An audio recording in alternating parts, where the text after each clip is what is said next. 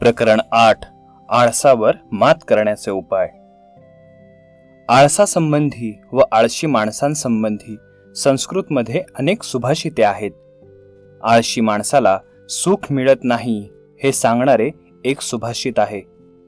ते असे: अलसस्य कुतो विद्या, अविद्यास्य कुतो धनम, अधनस्य कुतो मित्रम, अमित्रस्य कुतः सुखम.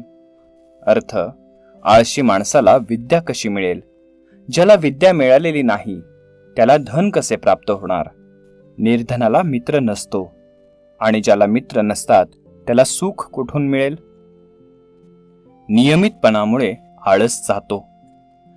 म्हणजे आळशीपणाच्या एका दुर्गुणाने संकट परंपरा निर्माण होते. म्हणून सुज्ञ माणसाने आळसावर मात केलीच पाहिजे.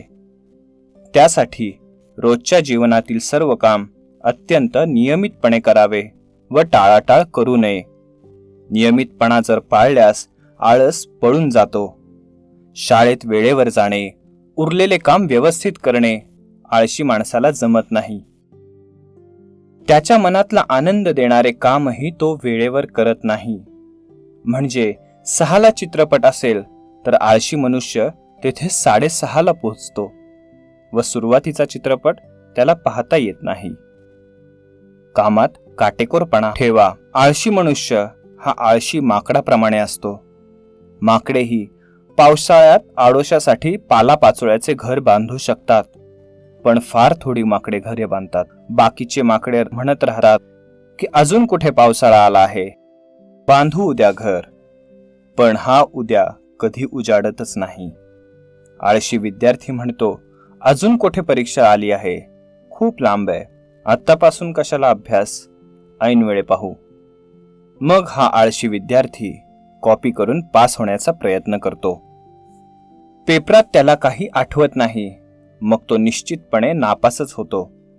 विद्या मिळवायची असेल तर ती नियमितपणे अभ्यास करूनच मिळते आणि विद्या मिळाली नाही तर त्याला अतिसामान्य जीवन कंठावे लागते.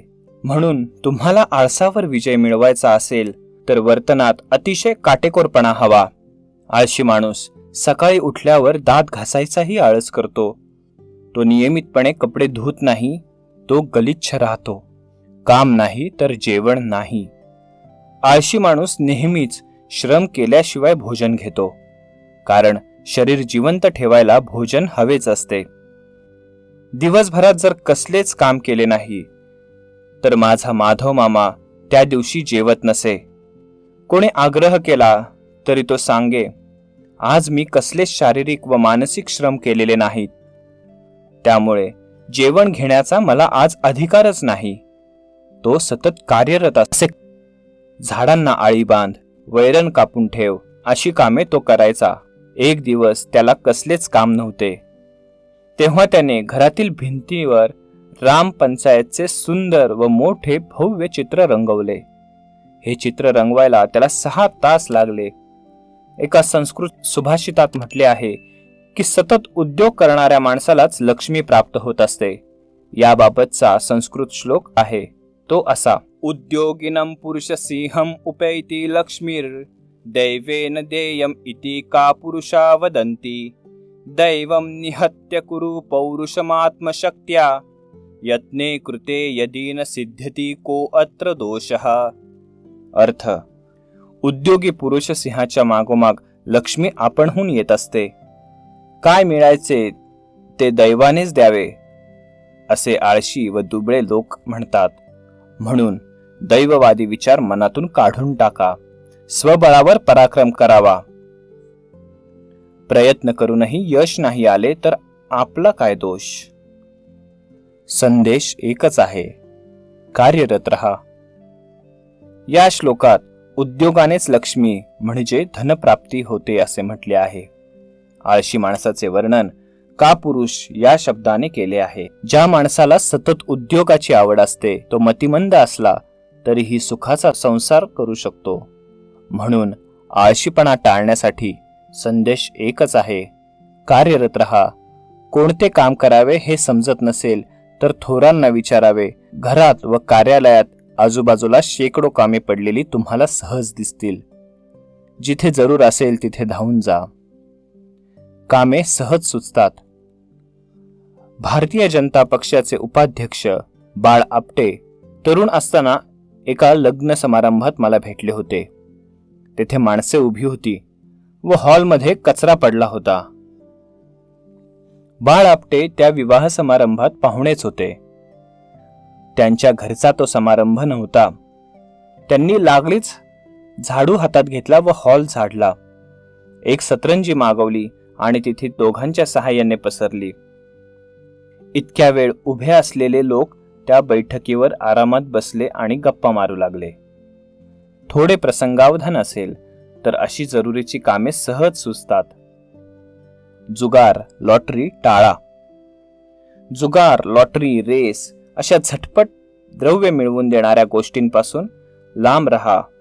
याचे अनिष्ट परिणाम दाखवणारे एक प्रकरणच दिले आहे. ते पुन्हा पुन्हा वाचा. श्रम न करता द्रव्य मिळवायच्या लोभापासून सतत दूर रहा. जुगार, लॉटरी सारख्याच गोष्टी तुम्हाला आयते धन मिळवायची चटक लावतात व त्यातून पुढचा टप्पा म्हणजे चोरी करण्याची इच्छा निर्माण होऊ लागते. गुण वाढवा. थोडक्यात सांगायचे तर आळसावर मात करण्याचा सोपा उपाय म्हणजे तुमच्यातील गुण वाढवणे व दुर्गुण कमी करणे हाच आहे. तुमच्या व्यक्तिमत्वातील गुण वाढले की आपोआपच आळस कमी होतो. आळसावर मात करण्याचे काम विद्यार्थी दशेतच व्हायला हवे. आळस आणि विद्या हे एका ठिकाणी राहू शकत नाहीत. नियमितपणाची सवय लागल्यास दिवसाची कामे वेळच्या वेळी होतात. ज्याला वेळेचे महत्त्व समजले तो आळशी होऊच शकत नाही. ध्येय हवेच. आळशी माणसाकडे काम न करणे एवढेच ध्येय असते व असे ध्येय साध्य करायला काहीच करावे लागत नाही. सद्गुणांचा विकास होण्यासाठी माणसाला उदात्त ध्येय असले पाहिजे. उदात्त ध्येय व कार्यवेळ या दोन्ही गोष्टी एकत्र आल्यास माणूस दीर्घायुषी होऊ शकतो. माणसाला पुन्हा जन्म मिळतो की नाही याबाबत पुरावा नाही. म्हणून जो मानवी जन्म मिळाला आहे त्या जन्मातच पुढे कीर्ती मिळेल असे कार्य केले पाहिजे. कीर्तिरूपी उरावे हे सुद्धा एक ध्येय असू शकते. आळशी मनोवृत्ती प्राण घेते. बहुतेक चाकरमानी माणसे निवृत्तीची वाट पाहत असतात. यामागे ही आळशी मनोवृत्तीच असते. त्यांना असे वाटत असते की एकदा निवृत्त झाले की मग आपण हातपाय ताणून बसूनच राहावे, काही एक काम करायचे नाही. माझा एक मित्र मनोहर मला म्हणाला होता, मी निवृत्त झाल्यावर कोणतेही काम करणार नाही असे मी ठरवले आहे. मी त्याला म्हणालो, तू निवृत्त होत आहेस हे तू ठरवले नाहीस, सरकारने ठरवले. निवृत्तीनंतरही समाजसेवेचे काम मी करीन असे तू ठरवायला हवे. पण त्याने काडीचेही काम केले नाही व त्याचे निधन झाले.